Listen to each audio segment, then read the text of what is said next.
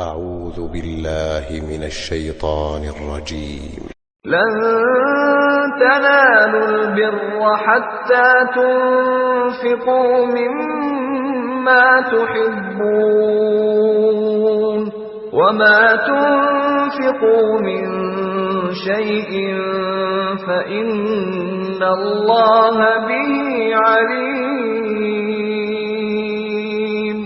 كل الطعام كان حلا لبني إسرائيل إلا ما حرم إسرائيل على نفسه من قبل أن تنزل التوراة.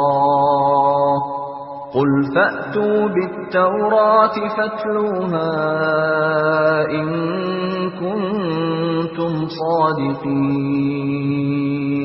فمن افترى على الله الكذب من بعد ذلك فأولئك هم الظالمون. قل صدق الله فاتبعوا ملة إبراهيم حنيفا وما كان من المشركين.